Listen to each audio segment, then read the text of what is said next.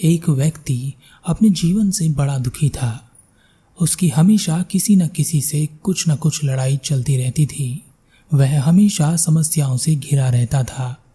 अपने जीवन की सभी समस्याओं का समाधान खोजने के लिए वह इधर उधर भागा। बहुत सारे लोगों के पास गया, उनसे अपनी समस्याओं का समाधान पूछा। उसे बहुत सारे समाधान मिले। उनमें से कुछ समाधान उसने किए, पर उसका कोई समाधान ना हो सका। वह अपने जीवन की सभी समस्याओं का कोई एक समाधान चाहता था, जिससे कि उसके जीवन में कोई समस्या ही ना रहे। एक दिन उसने तथागत गौतम बुद्ध के बारे में सुना। उसने सुना कि तथागत गौतम बुद्ध सभी की समस्याओं का समाधान करते हैं, और उसका समाधान भी ऐसा होता है कि उसके बाद किसी अन्य समाधान की जरूरत ही नहीं पड़ती। इसलिए बहुत लंबी यात्रा करके वह तथागत गौतम बुद्ध के पास पहुंचा। बुद्ध के पास पहुंचकर उसने कहा, हे बुद्ध, मैं आपकी शरण में आया हूँ। मैं बहुत दुखी हूँ और पीड़ित हूँ। मेरे जीवन में असंख्य समस्याएं हैं। जब भी मैं किसी एक समस्या का समाधान करता हूँ तो मेरे जीवन में कोई एक दूसरी समस्या ही खड़ी हो जाती है। मैं कुछ ऐसा समाधान चाहता हूँ जिसे करने पर मुझे सभी समस्याओं का समाधान मिल जाए और बार बार मेरे जीवन में समस्याएं खड़ी ना हो। यह सुनकर बुद्ध मुस्कुराए और बोले, क्या मैं जैसा कहूँगा तुम वैसा करोगे और कोई प्रश्न नहीं पूछोगे जब तक कि मैं ना कहूँ? व्यक्ति ने कहा, हे बुद्ध, जैसा आप कहेंगे मैं बिल्कुल वैसा ही करूँगा। बुद्ध ने कहा, मेरे पास एक बीज है। इस बीज को तुम्हें एक उपजाऊ जमीन में लगाना है, इसकी देखभाल करनी है और समय समय पर इसे खाद और पानी भी देना है। पूरी मेहनत के साथ तुम्हें इस बीज को अंकुरित होने से रोकना है। यह पौधा नहीं बनना चाहिए और पौधे से वृक्ष नहीं बनना चाहिए, पर याद रहे तुम उसकी संपूर्ण देखभाल करोगे, ईमानदारी से हर तरह से देखभाल करोगे, उसे कुछ होना नहीं चाहिए। उस व्यक्ति के मन में बहुत सारे सवाल थे, पर वह बुद्ध से कुछ पूछ नहीं सकता था। मन ही मन उस व्यक्ति ने सोचा, यह बुद्ध कैसी अजीब बात कर रहे हैं। एक तरफ कह रहे हैं कि इस बीज की देखभाल करनी है, उपजाऊ जमीन में लगाना है, और दूसरी तरफ कह रहे हैं कि यह अंकुरित नहीं होना चाहिए। भला यह कैसे हो सकता है? उस व्यक्ति ने बुद्ध से कहा, आप जैसा कहते हैं मैं बिल्कुल वैसा ही करूँगा। बुद्ध ने कहा, ठीक है, अब से 3 महीने बाद मैं तुम्हारे पास वापस आऊँगा। तब मैं तुम्हें एक समाधान दूंगा जिससे जीवन की सारी समस्याओं का समाधान हो जाता है। यह सुनकर वह व्यक्ति खुश होता हुआ बीज लेकर वहां से चला गया। उस व्यक्ति ने उस बीज को एक अति उपजाऊ जमीन में लगाया और यह प्रार्थना करने लगा कि यह जमीन से अंकुरित ना हो। वह उस बीज की देखभाल करने लगा, उसकी सारी जरूरत का ध्यान रखने लगा। कुछ ही दिन में वह बीज अंकुरित होकर जमीन से बाहर आ गया। यह देखकर वह परेशान हो गया। वह जोर जोर से प्रार्थना करने लगा कि यह अंकुरित पौधा सूख जाए। वह रोज अंकुरित पौधे की देखभाल करता और प्रार्थना करता कि वह सूख जाए, पर वह अंकुरित पौधा बहुत तेजी से बढ़ रहा था। ऐसा करते करते 3 महीने का समय बीत गया। अब वह एक वृक्ष का रूप ले चुका था। तथागत गौतम बुद्ध अपने शिष्यों के साथ 3 माह बाद उस व्यक्ति के नगर में आए। उस व्यक्ति के द्वार पर भिक्षा मांगने के लिए पहुंचे। व्यक्ति द्वार पर भिक्षा लेकर आया और बुद्ध को देखते ही वह बहुत प्रसन्न हुआ। उसने कहा, हे बुद्ध, मैं आपका ही इंतजार कर रहा था। आपने जैसा कहा था मैंने बिल्कुल वैसा ही किया। बुद्ध ने कहा, वह बीज जो हमने तुम्हें दिया था, क्या तुमने उपजाऊ जमीन में उसे लगाया था और उसकी ठीक से देखभाल की? वह बीज अंकुरित तो नहीं हुआ। व्यक्ति ने कहा, हे बुद्ध, आप खुद चलकर देख लीजिए। बुद्ध और वह व्यक्ति उस स्थान पर पहुंचे जहां पर उस व्यक्ति ने वह बीज लगाया था। व्यक्ति ने कहा, हे बुद्ध, यह वही बीज है जो अब एक वृक्ष बन चुका है। मैंने बहुत कोशिश की, प्रार्थनाएं की कि यह बीज अंकुरित ना हो, पर यह अंकुरित हुआ भी और वृक्ष भी बना। क्या अब मैं आपसे कोई सवाल पूछ सकता हूँ? बुद्ध मुस्कुराए और कहा, हाँ अवश्य, तुम मुझसे सवाल पूछ सकते हो। व्यक्ति ने कहा, आपने कहा था कि बीज को अंकुरित नहीं होना चाहिए, फिर आपने यह भी कहा कि इसे उपजाऊ जमीन में लगाना है, इसकी देखभाल करनी है, ईमानदारी से सब कुछ देना है।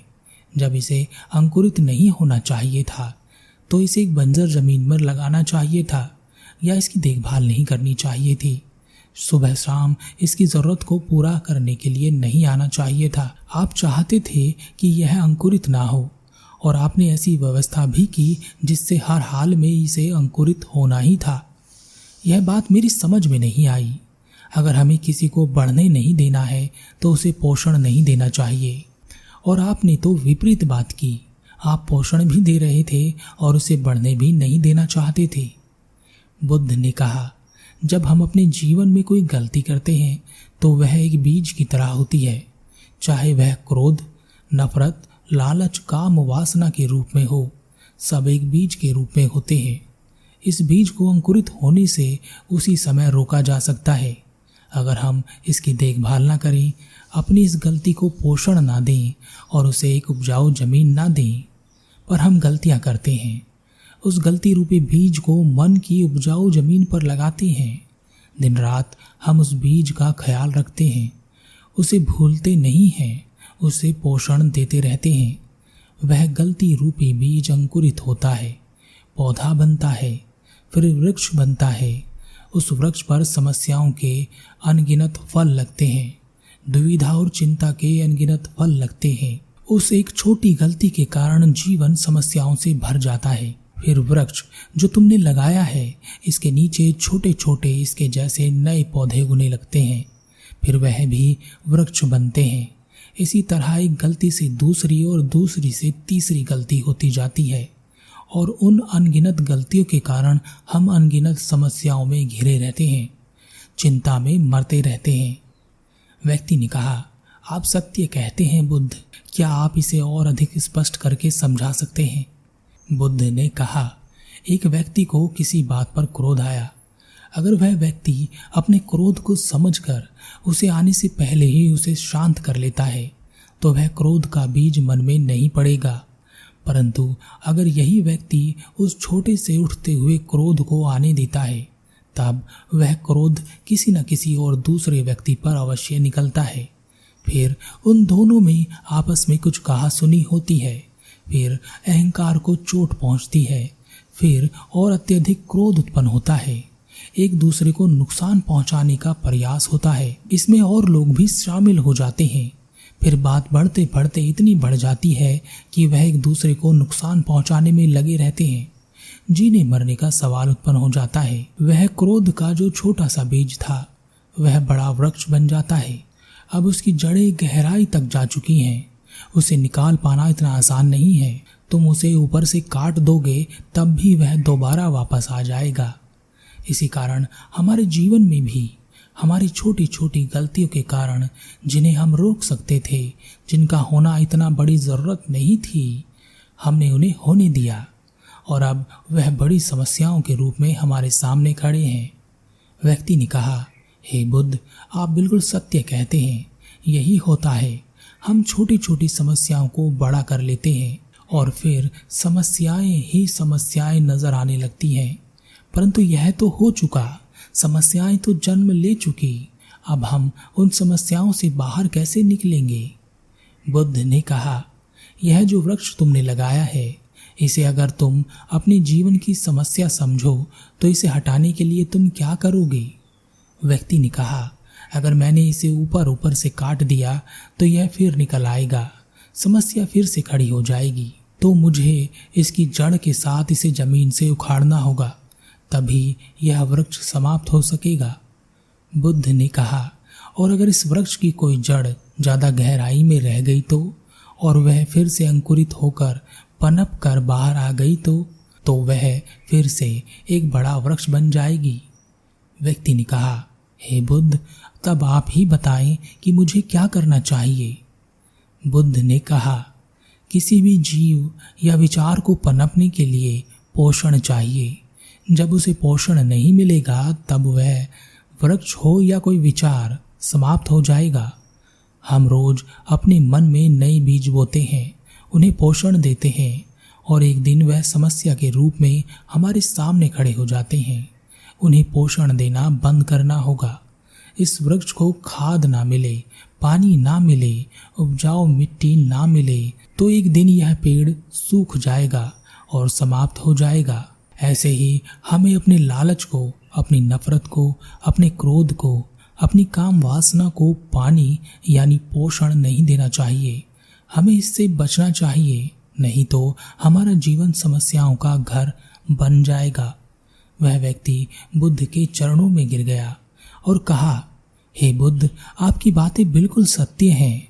हम खुद ही अपने जीवन में दुख का बीज बोते हैं और जब वह बड़ा हो जाता है, वृक्ष बन जाता है, तब हम रोते हैं। वह अपनी जड़ें हमारे मन में गहराई तक बसा लेता है और तब हमें उसे उखाड़ पाना मुश्किल हो जाता है।